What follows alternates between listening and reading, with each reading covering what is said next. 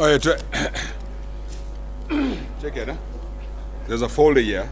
I don't know where these people are presenting, right? Just in case, right? Wait now, we gotta take this out. Which one? No, the plastic. Oh, there's no laptops, eh? Okay, sorry. This is 88. You know they should have provided set laptops. Now each person will come with their own laptops, different technology. They might not even have HDMI, they might have the small ones, and then no chair. No. Well, each chair is going to use their laptop on that thing. Each chair. So you'll know the chair who's coming. So we have to find out what laptops are got. Now, let me see. 215, there's one guy went to 215. Who's handling 215? We all doing Go to 215. There's one American with the dreadlocks. He wants to test his video link. He wants to play a video. Okay. All right, recording. Go there. I need to set up. There's no podium in the one thing. No, put a school chair there. Put a school table in front. Remove the Sticks. Talk quickly, my friend. Okay, well, just sending one with Erin. We may use it somewhere else. Sticks.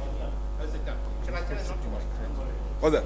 We need an extension. Go there. Extension, whatever. I need a mini jack to a big jack. Do you have it? Yeah.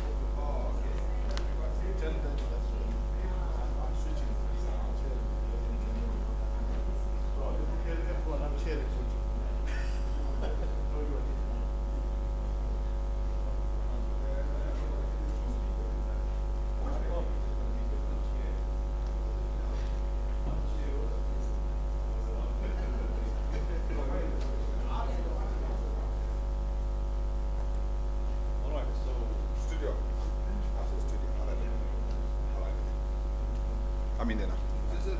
Yeah? Have you got a stop screen? No, we've got the OHP in front of the screen. Right. That's where, but now we have to put a table there. Put a table next to. Okay, No, wait. Still, it's going to be blocking the whole Block. thing. Yeah. See, because usually we use it like that because there's no podium there and usually students are just watching. Now they're presenting, so the person has to stand right there. I have to take the thing out first. All right. All right, okay.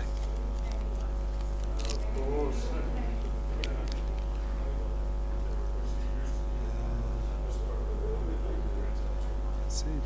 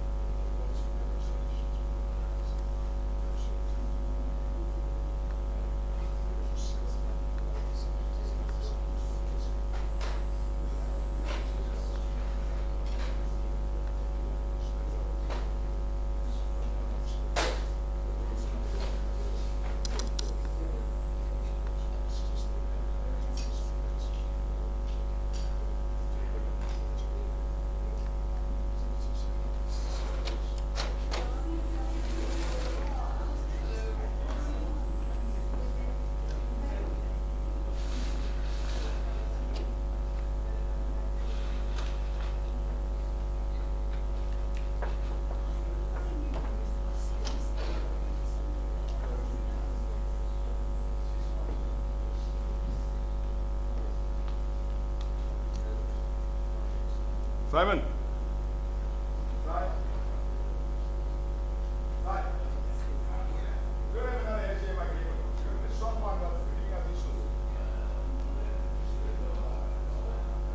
Yeah, I know, but the thing is tricky. Where's the long one? Long one over there. Okay. But this blue one is not working. No, man. Remember, it gets for a while. Cable gets lost. Yeah. By the time the signal gets to the thing, then Yeah. it's a little bit weak. By the time it runs there, so like it's like breaking. Yeah, same here too. It's breaking on But here. this on is the screen. I put a short one, and this is It's like, another one, is it? yeah, it's Another a one, eh? another one, and this Okay, is not gonna break. It's a 5 meter, cool. not those two shorty ones. Yeah. Okay, cool. I'm hoping definitely. But what I did is because I took this from another venue upstairs. Yeah. So when I'm done, I'll bring your one. Okay. When we picking up.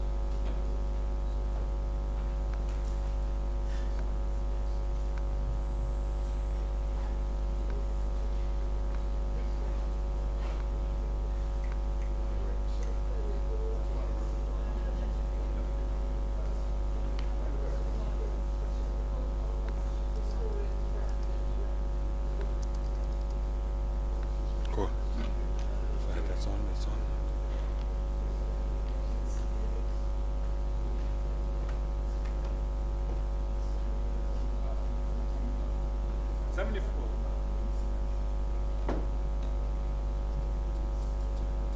Yeah, 1 2 sound. Camera 1 2 3 4 1 2 1 2. Thank you.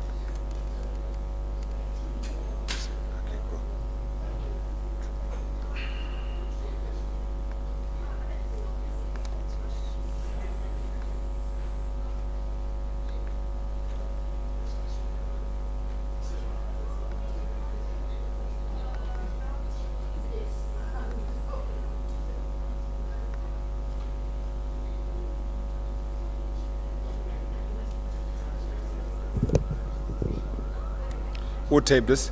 Oh yeah, thank you.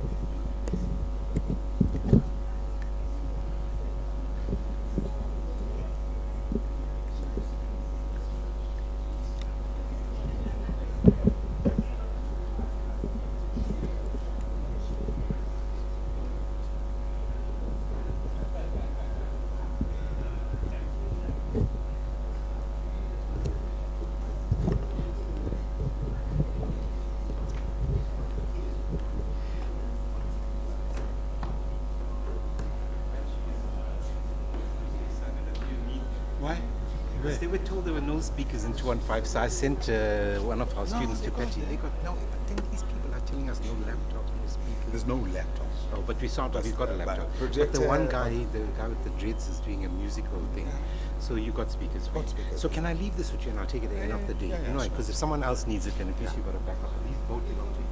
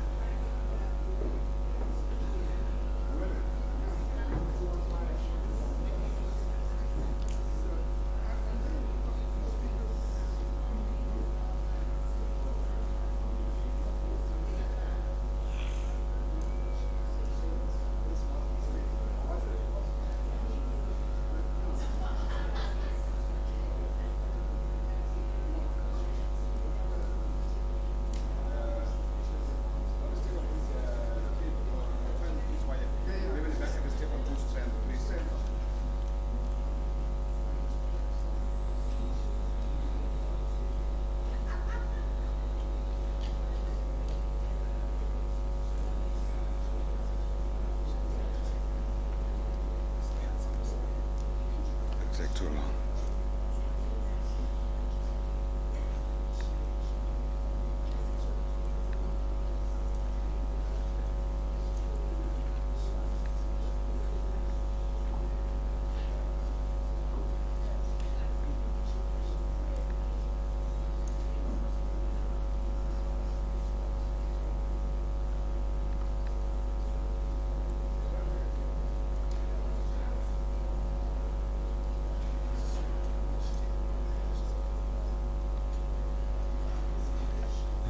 Documentary Gandhi.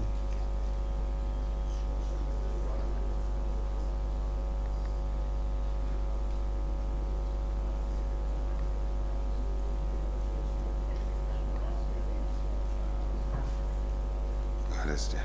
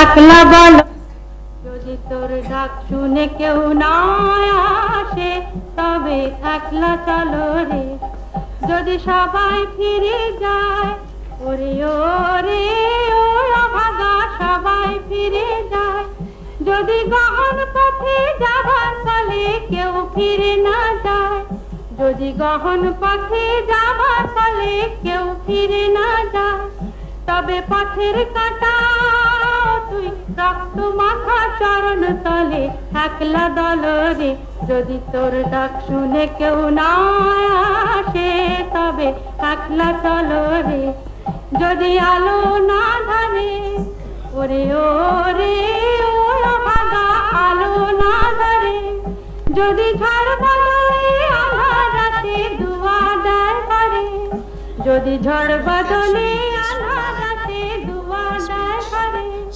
তবে বজ্রালে বুকের পাথর জ্বালিয়ে নিয়ে একলা জলরে যদি তোর ডাক শুনে কেউ না আসে তবে একলা চলরে একলা চলো একলা চলো একলা চলো একলা চলো রে যদি তোর ডাক শুনে কেউ না আসে তবে একলা চলো রে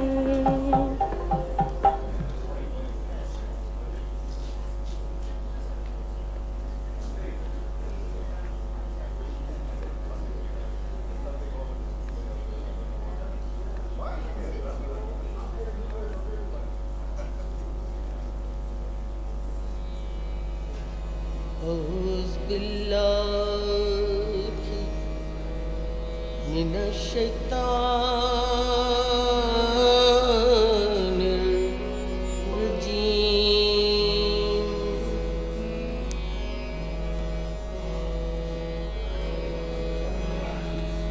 أعوذ بالله من الشيطان. Just give me the heads up. As soon as you're ready, give me the heads up. I'll have to stop the music, stop everything for you.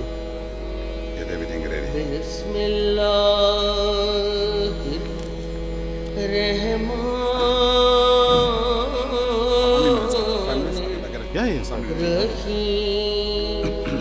Is it on? Good morning, everybody. Can I please ask somebody to go out to the foyer and just get everybody to please come into the venue? We are about to start.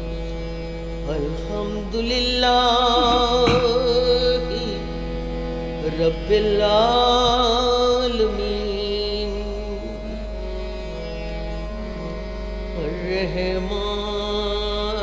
Ar-Rahman Rahim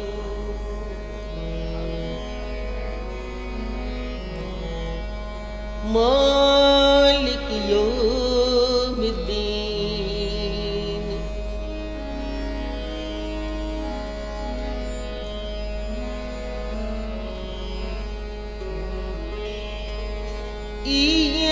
إياك نعبد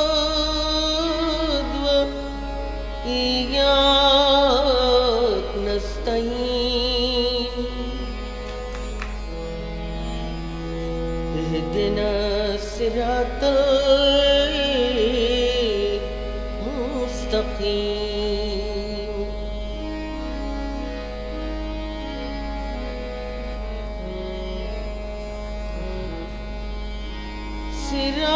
صراط الذين أنعمت عليهم غير المغضوب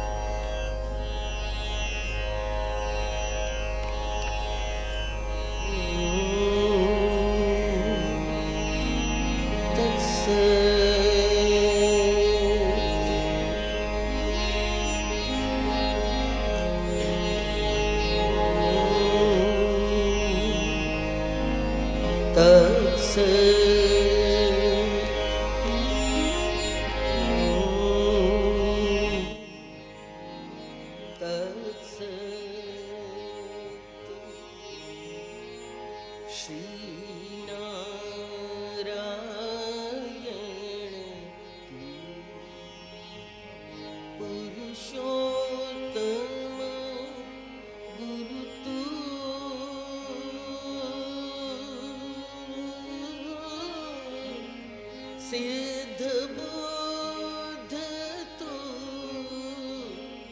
स्कंद विनायक सविता पावक तू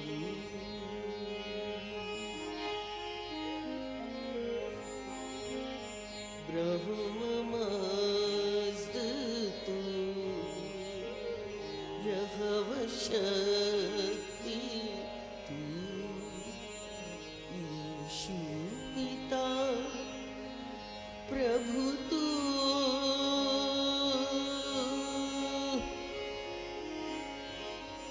रुद्र विष्णु तू राम कृष्ण तू रहीम तू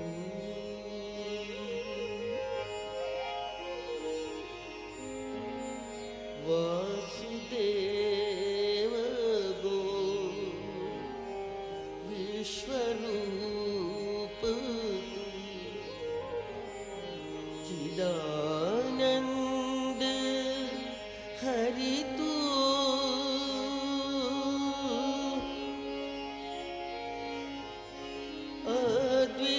अद्वितीय तू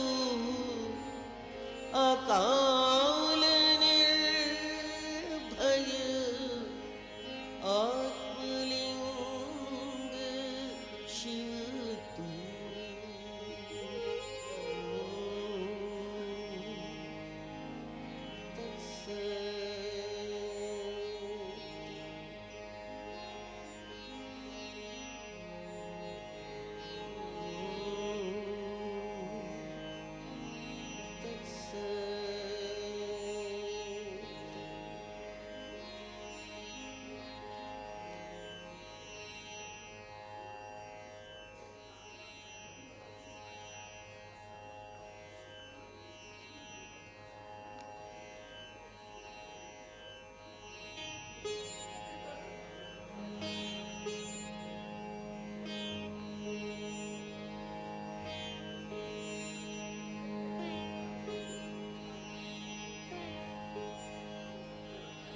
Namo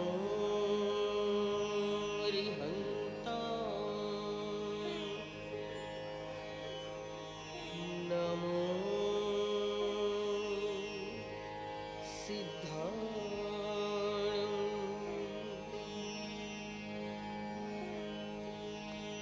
Namo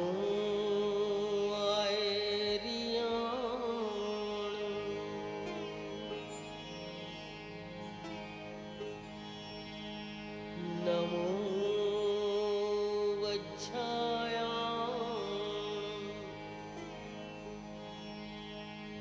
Namo लोये सवसाहु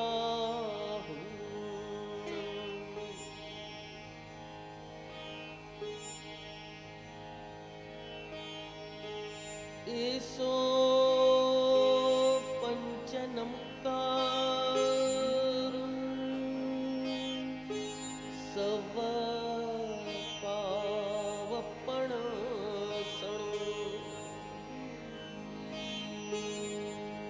मंगलाणं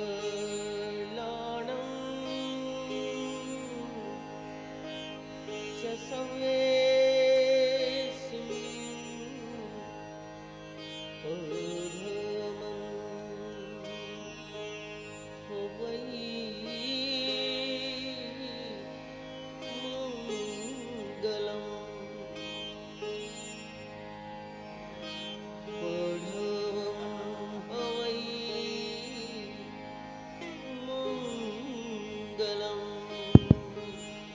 Okay, good morning, everybody.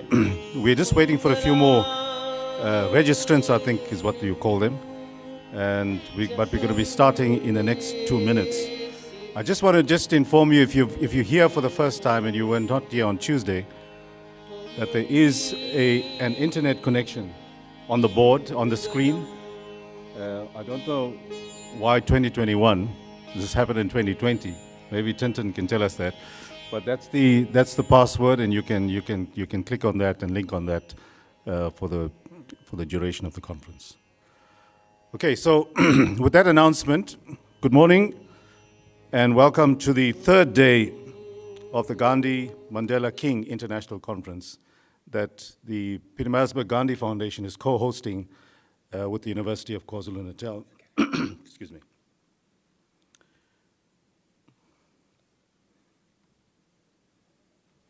In particular, from the university, the School of Humanities, and we are very, very pleased to have the Deputy Vice Chancellor of that school here today with us, Professor Inslansla Mkhize. So I just want to accord him a special welcome. All the other guests will be welcomed as they come in terms of the speakers and so on. But all of you are welcome, and I hope you are sufficiently refreshed after a wonderful session last night at the Pietermaritzburg City Hall. Wonderful food. I don't know how you felt, but I felt a bit queasy this morning. But yes, and so we're in for a very tight program. We're already half an hour late, okay, because we were still supposed to start the session at 8:45, which is not bad in terms of Indian and African time. So we're kind of on course. I just want to accord a special welcome on behalf of the foundation, the Pietermaritzburg Gandhi Foundation. We are very, very pleased to have our association with the university. And this happened 5 years ago when Professor Judith Brown came during the 150th anniversary of Gandhi's birth to conduct a series of lectures here. And from that time onwards, the foundation has been associated with Professor Smith and the school. And so we are very pleased for that. And to welcome you on behalf of the university, I'm going to be calling Professor Ruth Hoskins, who will give us a short word of welcome. Thank you.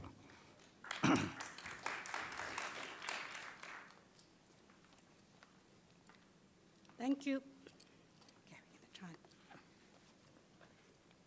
Thank you so much, David, for the introduction. Good morning, everybody, and welcome. It's really an honor to be welcoming you, our distinguished guests, right, our presenters, and our delegates. And you're going to see why it's by no chance that it is this particular institution and this campus that is hosting this auspicious conference. So UKZN, the current institution as we know it now, was founded in 1910 as the Natal University College in Pietermaritzburg. And the building that you're looking at is the 1910 building, the old main building. For those of you who've had an opportunity, I know some of you went on a peace walk this morning. I'm hoping that you had an opportunity to get onto the main campus, which is not very far from here, because we're on the Gulf Road campus, where this beautiful building stands. And then in 1949, the university gained and was granted independence. And this was as a result of its rapid growth in the number of students, the wide range of courses that were offered, and the achievements and the opportunities in research. So we pride ourselves as a research-led institution. However, if you examine the vision, the mission, and the values of this institution, you will see that it is fitting that UKZN is hosting this conference in honor of our great thinkers and social activists. Our vision, our mission, our values, and our strategic goals are underpinned by social justice and a focus to readdress the challenges faced by higher education as a result of our apartheid legacy. So our vision to be the premier university of African scholarship and our mission to be a truly South African university of choice, and you see it in the banners around here, that is academically excellent, innovative in research, entrepreneurial, and critically engaged with our society. So it's by no choice that today we're sitting here and are critically engaging, right, around our three, okay, critical thinkers. And what it says to us that universities and this particular institution has a key role to play in society to really bring about peace and readdress social injustice. Looking at our strategic goals, and we've just gone into our new strategic plan, you will see that if you look at the principles that underpin how we achieve the social readdress is our REACH principles. And these REACH principles are really encapsulated in the key principles of Gandhi, Mandela, and King. So the first principle, that of respect, is about promoting mutual respect, courtesy, and inclusiveness.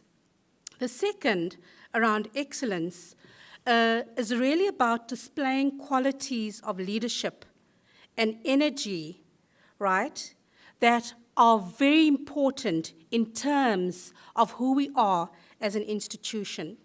Accountability is the next principle, and this is about our responsibility and accountability in how we conduct ourselves and how we actually engage with our society and our stakeholders, noting that we are part of our communities. The fourth value, that of being client-orientated, embraces and celebrates the differences that we have. So diversity for us is crucial. Honesty, right? You would have seen throughout all the discussions.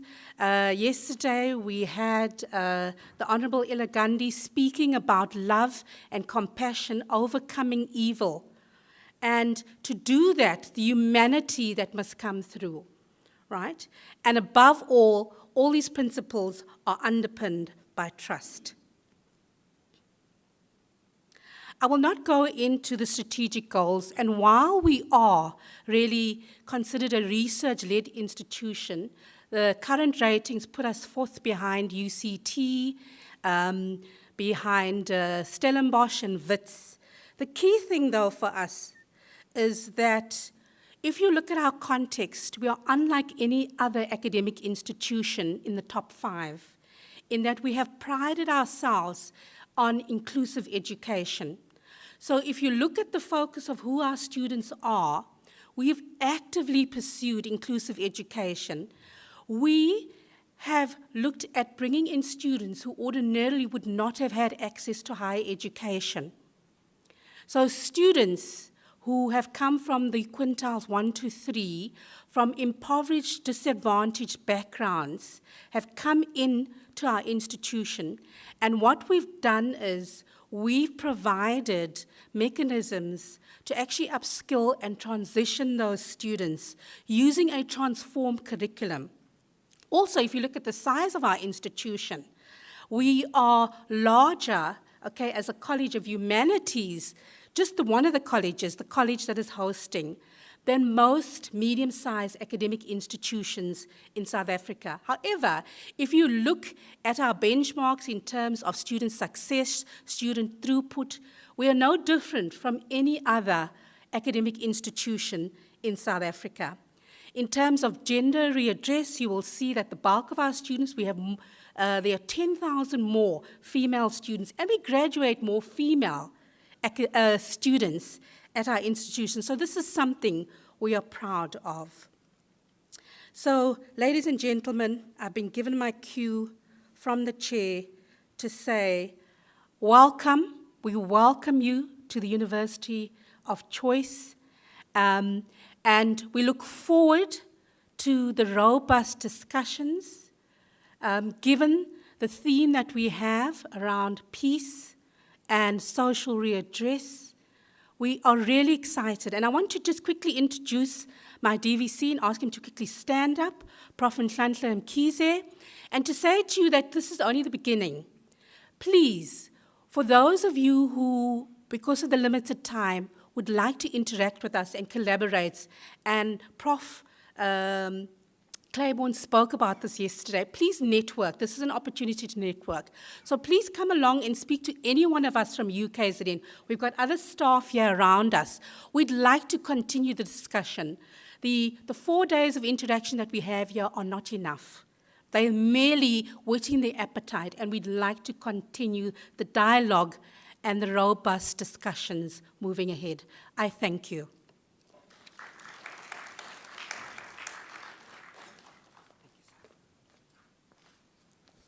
Thank you very much, Professor Ruth Hoskins.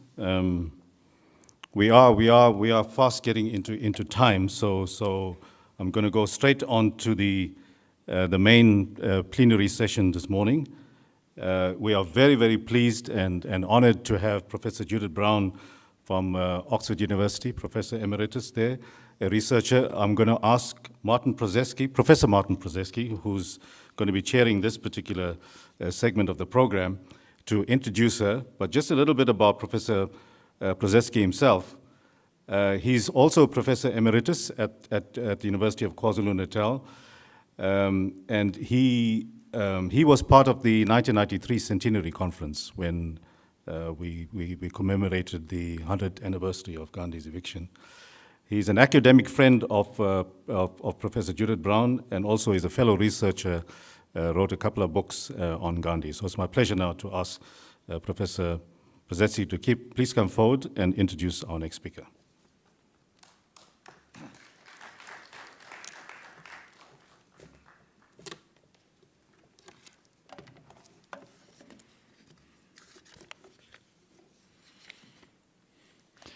Professor Mkhize, Professor Hoskins, Mr. David Gengen, distinguished guests, fellow scholars, ladies and gentlemen. Our keynote speaker, as you've just heard, for this first session this morning, is the distinguished British historian and author of work on Gandhi and others, the Reverend Professor Judith M. Brown. The title of her paper is expressed as a question: Gandhi, a global icon of the 21st century? She was born in India and received her education in Britain, earning a doctorate in history from the University of Cambridge. After teaching at the University of Manchester, she became the Beit Professor of Commonwealth History at the University of Oxford and a Fellow of Balliol College, Oxford, the city of dreaming spires, where she still lives.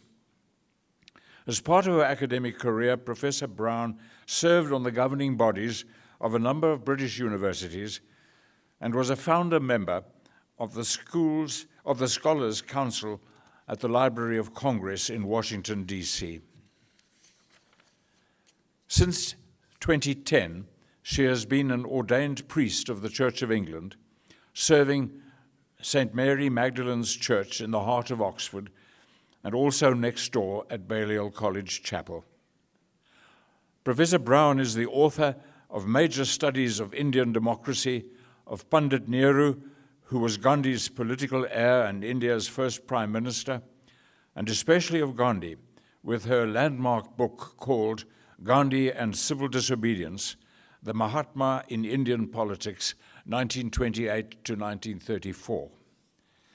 This biography of Gandhi is one of the most accessible, and for those who do not want to go through the 100 volumes of the Mahatma's collected works, she edited a book called Mahatma Gandhi, Essential Writings, in the Oxford World Classics series. Professor Brown first visited, as you heard a moment ago, visited South Africa in 1993. That was at the University of Natal, as it was then called, for a conference on the 100th anniversary of Gandhi's arrival in South Africa and his station experience, which you all know about only too well. That first visit was my first encounter with our distinguished speaker, and my wife and I have been honored with her friendship ever since. The 1993 conference, let me mention, because it involves the University of KZN Press, gave rise to a significant book called Gandhi and South Africa, Principles and Politics, of which Professor Brown was the principal editor and the author of 3 of its chapters. After the 1993 conference, Professor Brown returned a number of times to teach courses on Indian history. She was awarded an honorary doctorate in social science by the university in 2001. And now a word about Professor Brown, the person. She was married to her late husband, Peter, whom I also had the pleasure of knowing, for over 30 years, and has a son and a daughter-in-law who live in London. She is a keen traveler, a lover of classical music, a passionate gardener, and a very loyal friend. It is a special privilege and honor for me to introduce her to this distinguished gathering. Welcome back, Judith. We look forward keenly to hearing your address.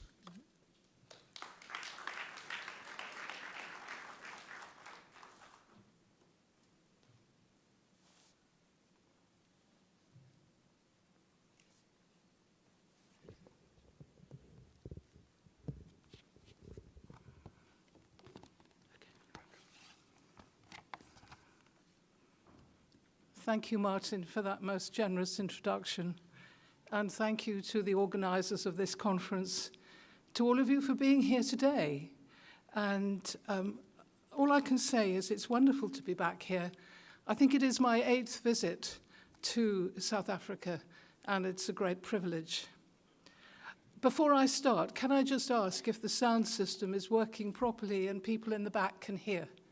Okay? Thank you. The train station in Pietermaritzburg has global resonance because of what happened to Gandhi in 1893. But it's perhaps more accurate to say that Gandhi wanted it to have wide resonance, because we know the emphasis he put on his ejection from a first-class carriage in his autobiography. I shall return to Gandhi's self-image making later in more detail, but it's good to remember how powerful, even iconic, the image of an Indian London-trained lawyer thrown out of a train because of his ethnic background became so problematic and so well known, largely because of his own portrayal of it. Now, the use of the word icon is also problematic. We use it rather too casually. It goes back, of course, to the ancient Greek, a word for an image or a likeness. Then in the Christian era, it took on the additional meaning of something more than an image, however powerful. It is an image through which the viewer sees profound truth. The truths it encourages the viewer to contemplate are both deep and universal.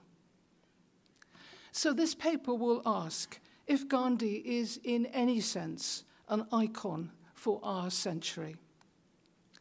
In considering this, we need to remember the irony that despite Gandhi's global image and considerable international following in the decades after his death, his own country, India, has in many ways turned its back on him. The nature and conduct of public life and politics in India, the goals of the state, even the identity of contemporary India are very different from his vision of an independent country. Opposing trends which emphasized a Hindu-Indian identity were visible in his lifetime, but mainly they were subordinated to the primary need to create a united India to claim independence from imperial British rule until independence in 1947. Then under Nehru's government in the 50s, there was the need to demonstrate that India was an inclusive, modern, democratic nation, welcoming diversity, implicitly, if not overtly, compared to Pakistan. This is no longer the case, and the current ruling party emphasizes the Hinduness of India to the detriment of significant minorities. And other aspects of Gandhi's core vision, such as a village-based economy, the primacy of local self-government as opposed to a large state, these too have been abandoned. So this morning, let me try to think about and perhaps suggest some answers to just two questions. The first is, how did Gandhi become a global figure rather than just a local religious leader? The second is, what is Gandhi's core message for the 20th century? In what sense might he be an icon? Let's look at Gandhi, the global figure. Historians, including myself, have spent much labor and time in trying to understand how Gandhi emerged as an all-India nationalist leader during and after the Great War. How did a lawyer from an obscure part of Western India, who spent 20 years of his professional life in southern Africa, come to be a name and a figure recognizable across at least the English-speaking world? What other Indian contemporaries of his became so well known? Tagore, the poet? Vivekananda, the well-traveled religious leader? Possibly. It is an intricate and fascinating development for someone who returned home to India after 2 decades here, expecting to live a relatively obscure life as the leader of an ashram or a religious community of his associates and followers. Now, this is not the place or time to rehearse the politics of Gandhi's emergence as a powerful figure on the Indian political stage, and as a result, onto a global anti-colonial stage. I've argued elsewhere in print that the particular circumstances of the First World War and the failures of the existing Indian political leadership and their strategies opened up a space for Gandhi and for his suggested practices of non-violence. But here I want to concentrate on the process of image making. We need first to remember that how very different India was at the beginning of the 20th century when compared to our world. It was a time and place where there was none of the mass communications technology with which we are familiar. There was, of course, no internet, no television. Radio and telephone existed, but access was confined to the very wealthy. There was a flourishing English and vernacular press, but of course the vast majority of the Indian population was still illiterate. Even by 1921, only just over 13% of men in British India were literate, and a mere 1.8% of women. Moreover, many of these literate persons would have been able to read and write only in their regional language. And far fewer had a command of English, which was the one language shared across the subcontinent. Literacy was greatest, of course, in urban areas, but the majority of Indians were still at this stage country folk. And so, in a way, it's not surprising that early on, most anti-imperial politics were confined to the big cities. So how was it possible for Gandhi to become such a well-known figure? There were a number of important factors in this process. The most general one, and which was felt across the globe as well as in India, was the rapid development of national and international communications technologies during the 20th century. News was able to travel faster and in more detail, illustrated with better visual images through the technology of the printing press, the newspaper industry, newsreels in the cinema, reinforcing the 19th century development of the domestic and international telegraph systems. Radio, too, became more reliable and more widely available. But it was only in the second half of the 20th century that air travel made it possible for political leaders to be more widely known. Gandhi's protege, Jawaharlal Nehru, was the first Indian politician to make significant use of travel by air, and for himself, and also to make India's international standing more widely known. Gandhi himself travelled extensively in India by train. It's a nice irony, I think, that the train network, the British had masterminded for reasons of security and trade, became a major political tool in the hands of Gandhi and his contemporaries. Gandhi often exhausted himself and his companions in the process of this train travel. But he realized that the All India train network was vital for the communication and organization of all India politics. The one time he returned to England, where he had studied law, was in 1931, when he traveled by sea.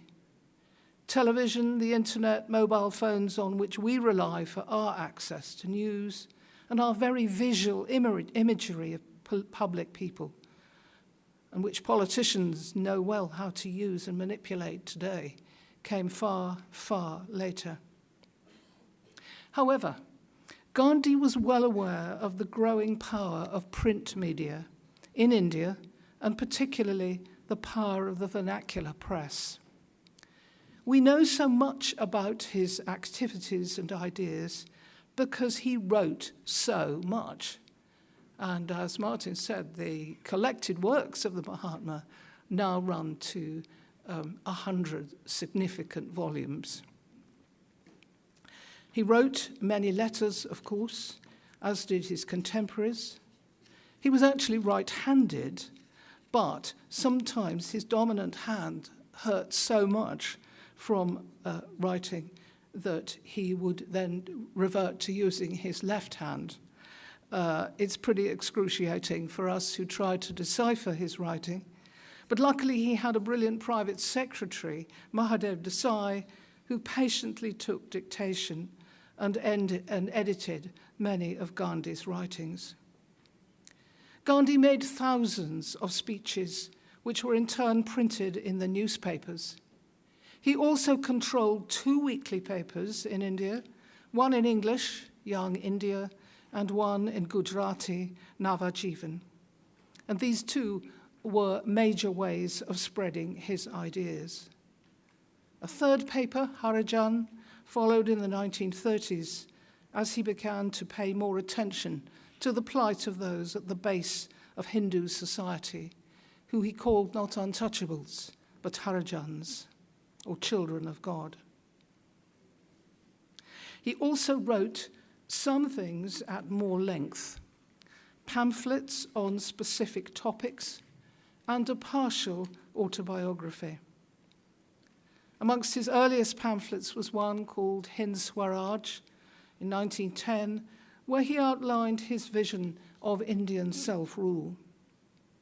His partial autobiography in 1927 only took his life to the early 1920s, and he never wrote a sequel. He was clear it was not what historians think of as an autobiography when he gave it the subtitle, The Story of My Experiments with Truth.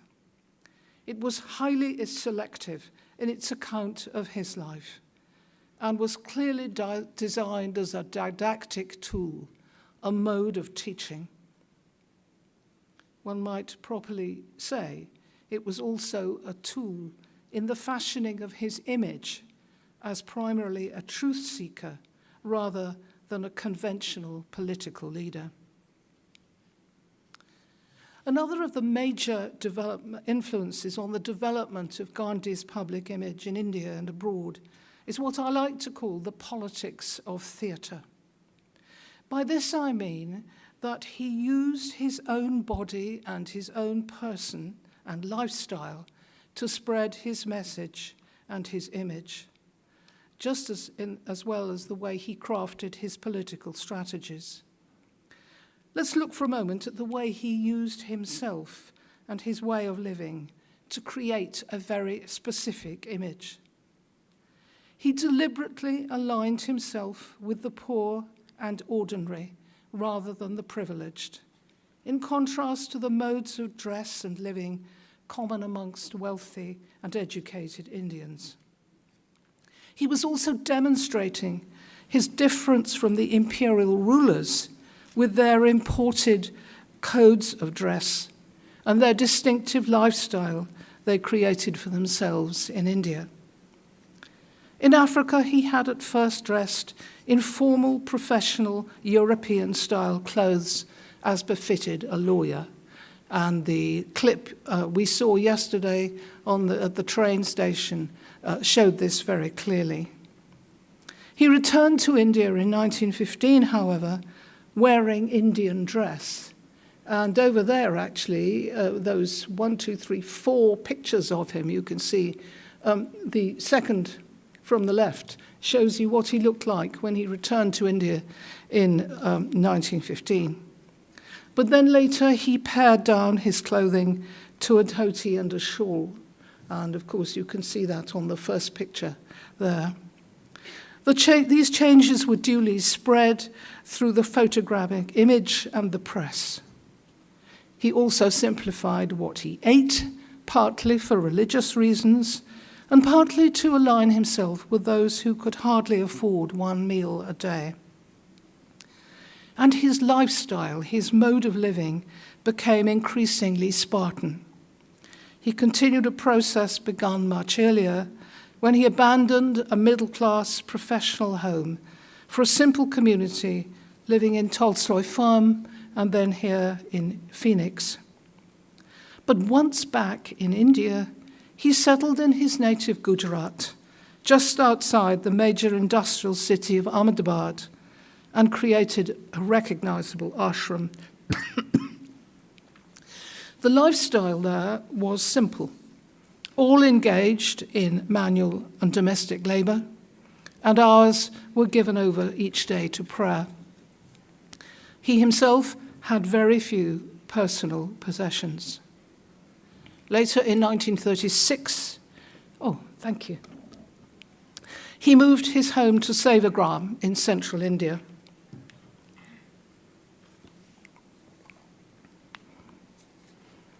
Consciously choosing Sevagram as one of the poorest parts of India in the hope that the ashram's lifestyle might help to resolve some of the chronic economic and social problems of India's poorest. It should be noted, as some of even his closest friends did at the time, that keeping Gandhi poor cost money. A case in point was his decision to live in Sevagram.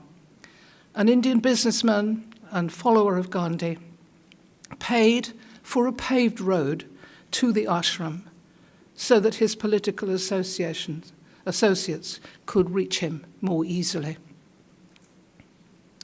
Gandhi maintained this simplicity of life when he visited England in 1931 for a constitutional conference. He used his body and his clothing and mode of life to distinguish himself from the imperial rulers and also from the other Indian politicians who attended the conference. Whereas they stayed in posh London hotels, he chose to live in an East End settlement among the poor. He made no concessions to the English winter climate, and he was a strange and compelling figure in dhoti and shawl, standing on the steps of 10 Downing Street, the heart of imperial government, or when visiting Buckingham Palace. There is a story that when he met the king, King George V, a comment was made about his lack of clothing, and he commented that His Majesty was wearing enough for both of them. Whether that is apocryphal, I don't know, but it's a nice one.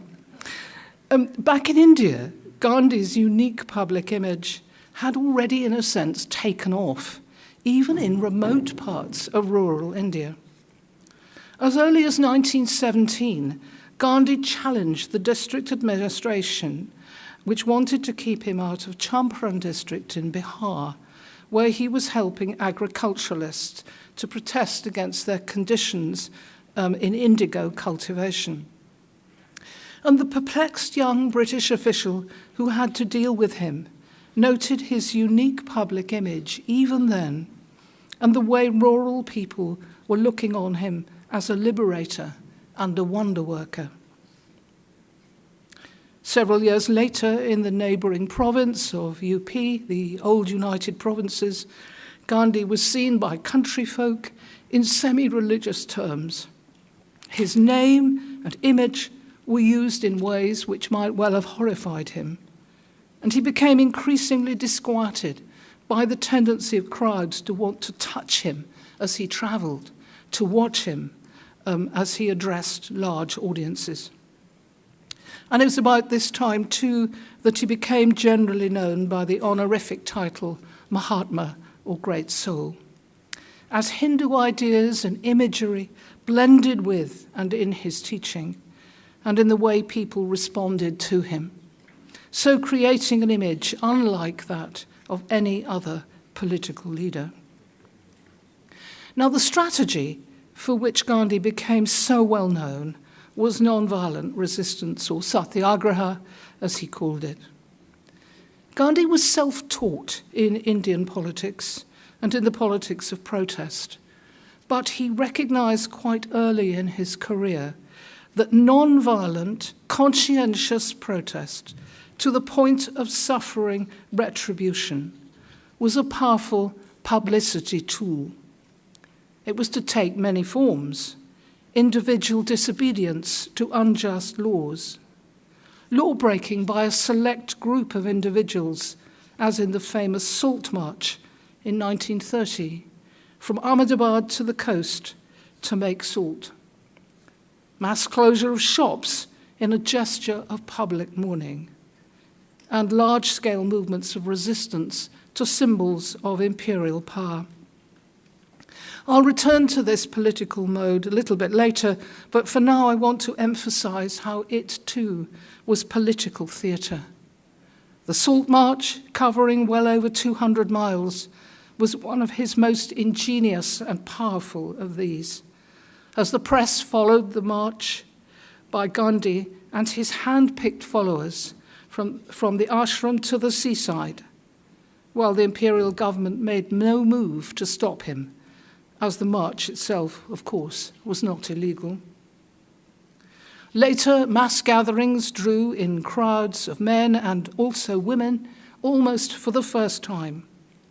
And the sight of well-educated women, as well as men, going to prison was a powerful sign of a new, inclusive, and highly moral politics. Large public meetings and marches in urban areas were also in part designed to reclaim the public space from imperial control.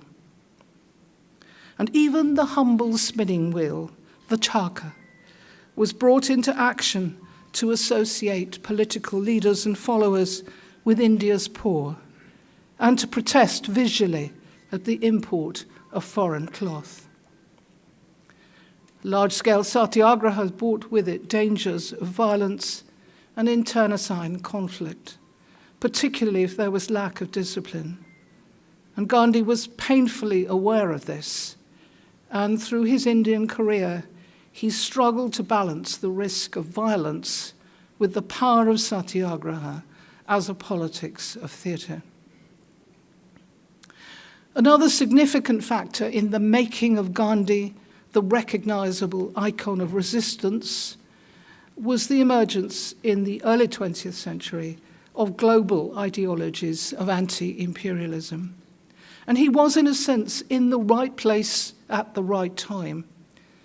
In European empires around the world, there were strong stirrings of nationalist feeling and the development of various politics of protest and demand. In Europe itself, including Britain and the USA, there were significant domestic movements of hostility to global imperialisms. And these trends were magnified as a result of the two world wars. India's struggle for independence was the first successful one within the British Empire Commonwealth, which did not involve, of course, a colony of settlement such as Australia or Canada. It thus became a beacon for global change, and Gandhi's person and politics of nonviolence became a worldwide inspiration. This was not his deliberate intention, as he had always insisted that his message and his work were primarily meant for India. And he declined, for example, to visit the USA. He insisted that his life was his message. So as his life became more widely known outside India, so did his message. Let me turn now to that message and ask if there is a sense in which Gandhi still offers a vision for our century. In what sense might he still be an icon?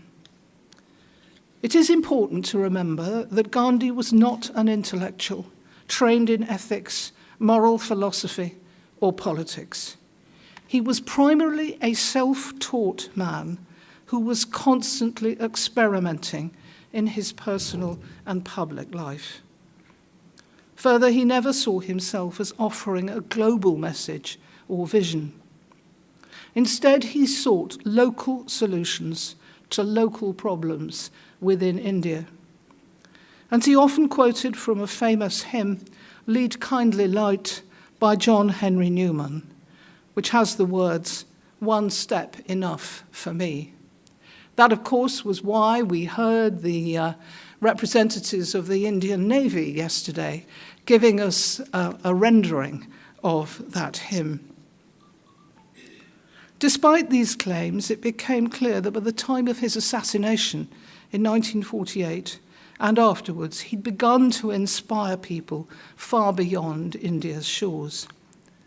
He had even then, in a sense, become an icon through which many and diverse peoples saw different ideals. So let's just consider briefly three of them. One of the most fundamental, I believe, was a radical understanding of the nature of humanity and its true goals. His personal and public struggles in the first half of his adult life convinced him that all people, whatever their status, their ethnic origins, or religious traditions, had the capacity to relate to a divine heart of all creation. Becoming truly human meant recognizing this and following through its implications in personal and public life, in the context of relations between people and the relationship of people to the natural environment. And it was this vision which inspired his personal lifestyle, his care and service of the very poorest in society, and his hopes for an India free from British rule. But his vision of self-rule or Swaraj was profoundly different from that of many other political leaders and activists. They wanted to oust the imperial rulers and really to inherit the British Raj. Gandhi hoped for an India without a powerful state, where government was primarily in the hands of local people acting for their own locality. An India built on a rural and self-sufficient economy, where everyone would have enough without the need to exploit others or the natural environment. An India where all would be welcome and considered of equal value. Few other political leaders then or now have been so explicit about their fundamental understanding of the essential nature of humankind and its implications in public and personal life.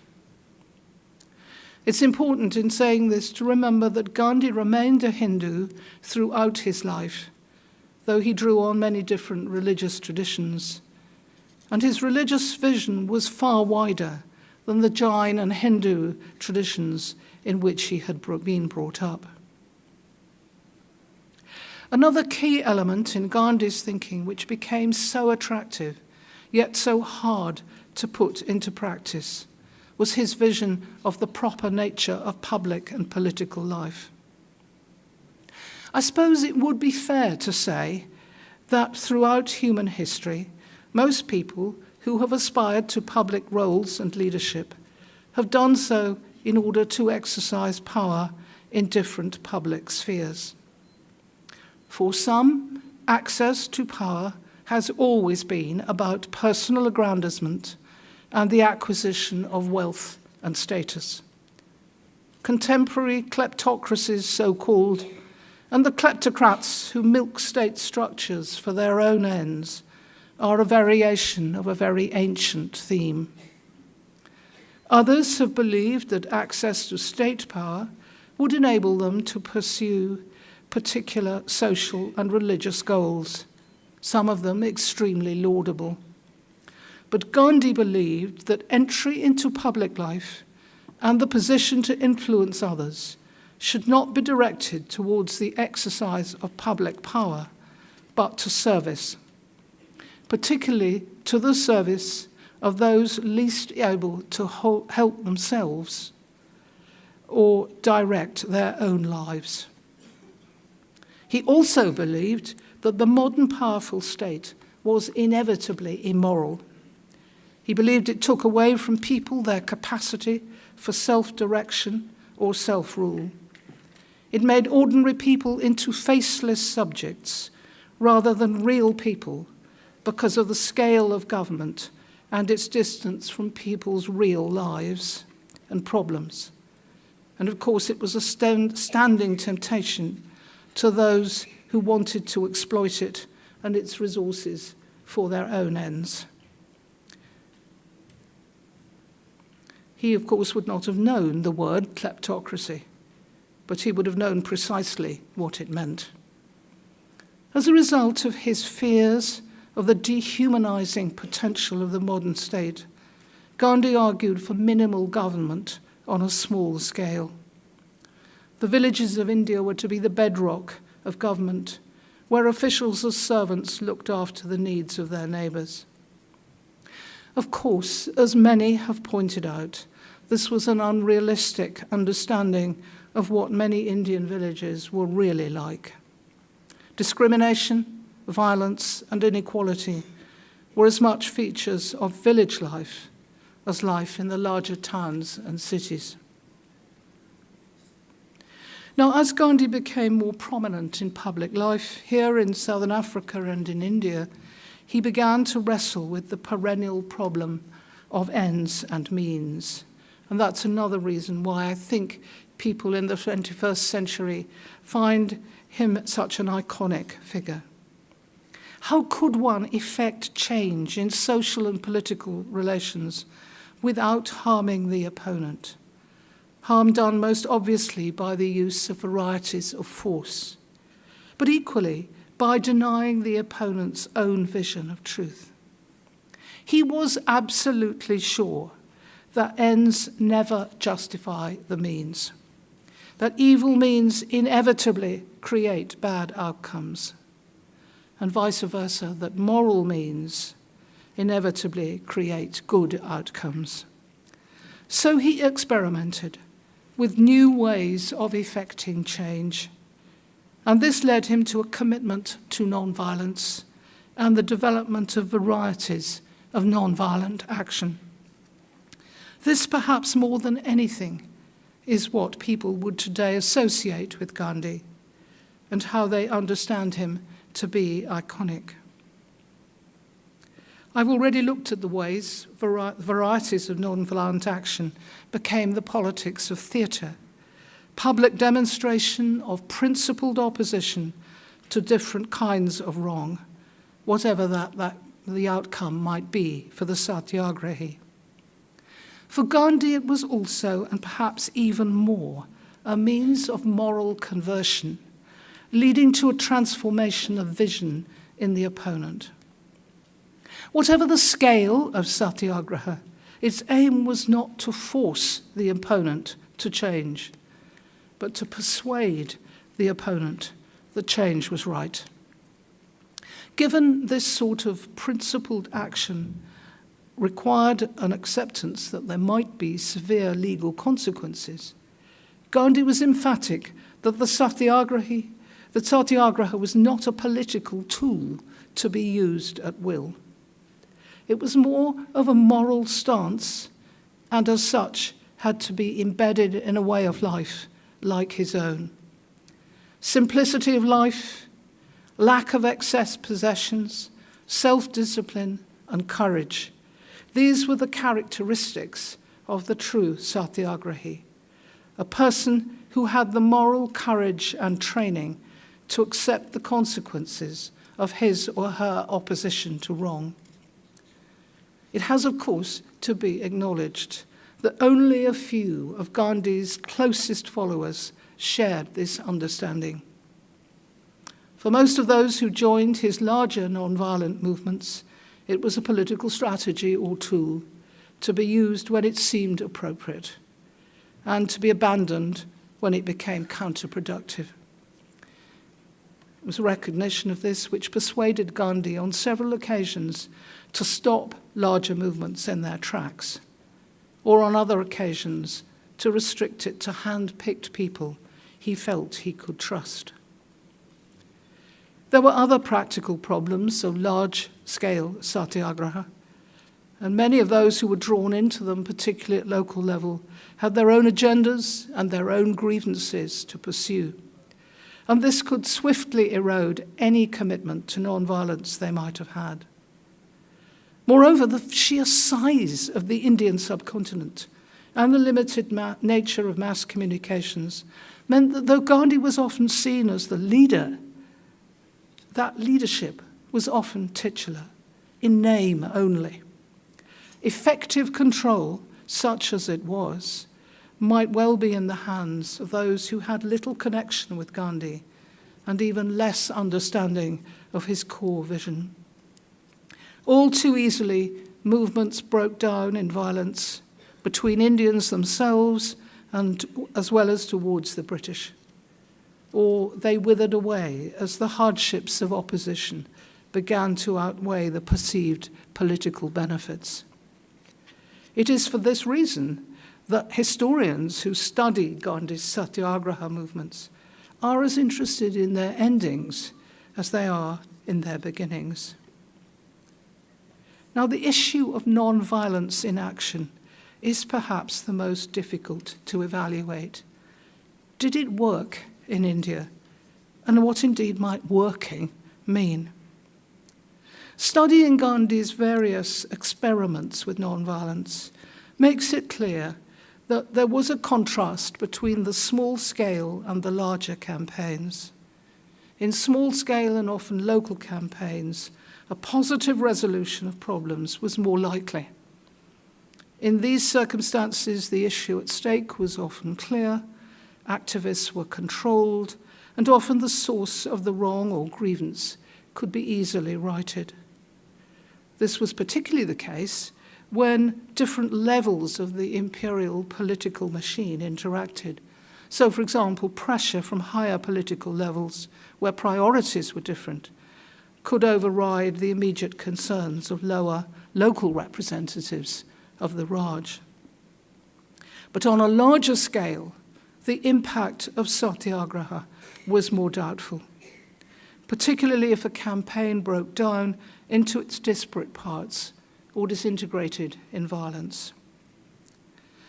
The primary question for later analysts is the degree, I think, to which the authority being opposed was itself vulnerable. If we concentrate for a moment on the British Raj in India, perhaps it's helpful to visualize it as a political enterprise at the juncture of three systems or three political worlds. These were the world of Indian politics, the world of British domestic politics, and the global environment. And the weakening and then ending of the British Raj happened over a long period, from at least the end of the First World War until 1947 and independence. And change was happening in all three political worlds to destabilize an imperial enterprise which had seemed so invincible at the end of the 19th century. In the widest context, British economic interests in India had been seriously eroded, and with them the worth of the Indian Empire to Britain. International opinion was moving against empires in general, and American hostility to imperialism became politically significant as Britain became increasingly dependent on American military and economic support during and after the Second World War. And in Britain itself, public opinion after 1945 was intent on rebuilding the country's profoundly damaged infrastructure and would have turned on any elected government which spent resources on trying to control an unruly part of the empire. The post-war Labour government in London recognised this, and I was stunned to find in the documents that they calculated the British troops returning war-weary from battle zones were likely to refuse to serve in India if asked to go back there. And India itself, hostility to British rule was eroding the loyalty of those Indians on whom the British relied for the stability of their rule. And the last great Satyagraha campaign, the Quit India movement of 42, with its uncontrolled violence, indicated what might happen if there was not rapid movement towards independence. And in the world of Indian politics and attitudes, Gandhi's non-violent movements had played a part in transforming the task of trying to rule India. I would suggest, though, that this was quite a small part. By contrast, the shifts in the global and domestic worlds in which the British had to function had made the Raj profoundly vulnerable. And it's instructive to compare this with later cases, for example, in China itself and in Hong Kong, where people, inspired often by Gandhi, attempted to engage in non-violent protest. Here, the Chinese government was not vulnerable to other domestic or international pressures. It had the money and the will to use force in response to non-violence. The result was plain in Tiananmen Square in 1989, or more recently in Hong Kong. Gandhi himself never thought in these terms, though. When Satyagraha seemed to fail in terms of non-violence and a campaign's internal integrity, he would call it off or organize a campaign just by himself and hand-picked trustworthy followers. And after the violence involved in Quit India, he lamented that those who purported to be his followers had never understood what he meant by non-violent action. So to conclude, for Gandhi, public and political work was about service, and as such it had to be embedded in a moral life and motivated by a moral and even religious vision. So the issue of morality in public life is one of the most challenging insights he has offered to later generations. I think it is left to people like us to try to understand and evaluate the place and the potential of non-violent action in a highly complex political world. Thank you.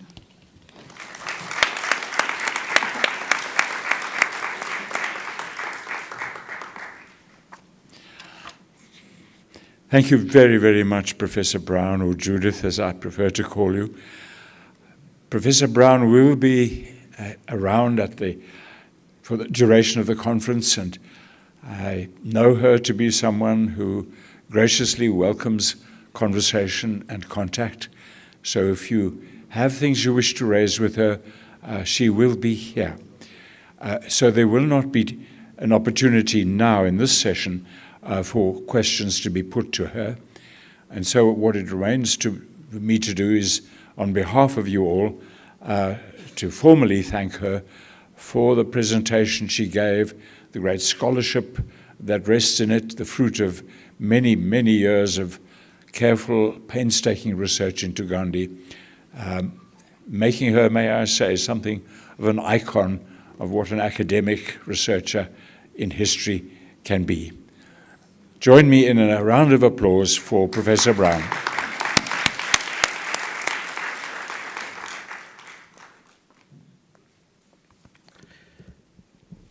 Thank you very much. I think that is a wonderful introduction to 2 days of intense discussion. And I think that later on in the program, we'll be answering that question that she posed also for the other two icons, Mandela and King.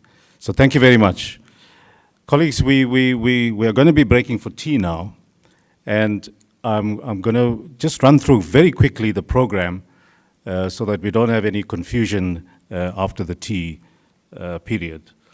So firstly, before I do that, I want to apologize, and I should have done that at the beginning, for the absence of Professor Johannes Smit, who's been basically the co-organizer of this conference and dealing with mainly the academic side of the conference. Unfortunately, he took ill, and we're hoping that he'll be here tomorrow in person. So I just wanted to apologize on his behalf. The other thing is that Professor Brown mentioned Gandhi and his attitude to being applauded and all that kind of stuff. He wanted to be treated like an ordinary person. I just want to mention, and I hope that Ila doesn't take offense to this, but you know, this runs through the Gandhi family. Because when Ila was invited to address the conference in Stanford in 2019, the organizers had wanted to book her a first-class ticket. And she said no. She will travel economy, which she did with us in the economy class. So I think that is a thread that runs through the Gandhi family.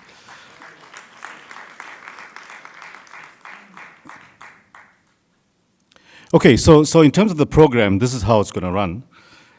We have 6 roundtables. There are going to be 2 sessions of those roundtables for the day. So each of those roundtables will remain for the day, okay? There'll be 6 of them in one concurrent session, and then later on in the day, we'll have another 6 of the same roundtables with different speakers, obviously, right? So roundtable 1, I'm giving you the heads up now, because when you're having tea, please look at your program and select which roundtable you would like to attend.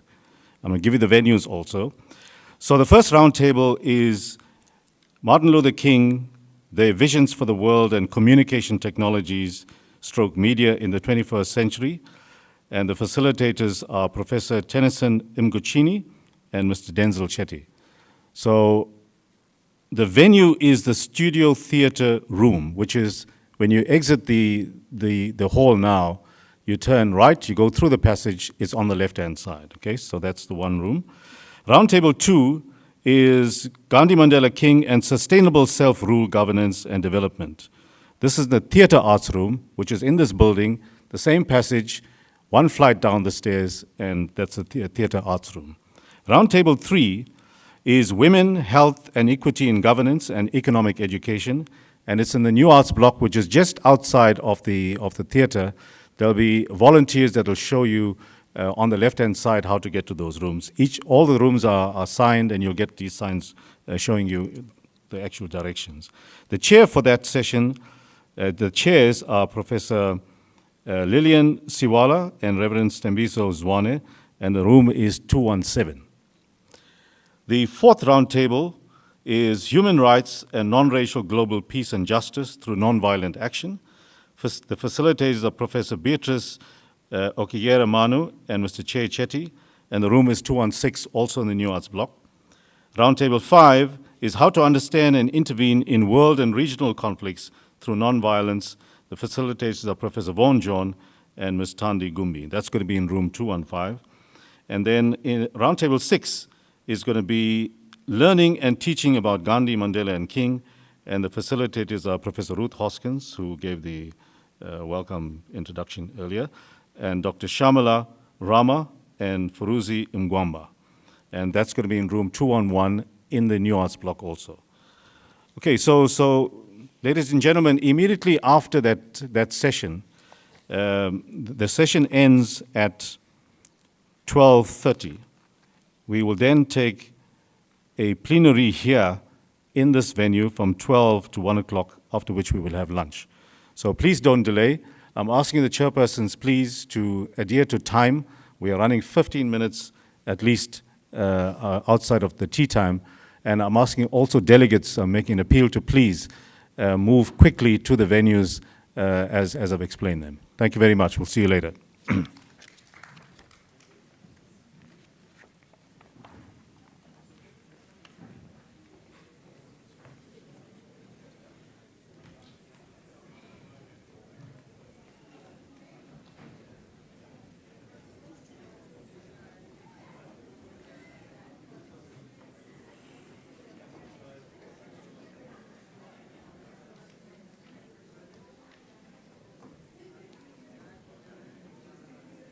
Where has Auntie left her cap now?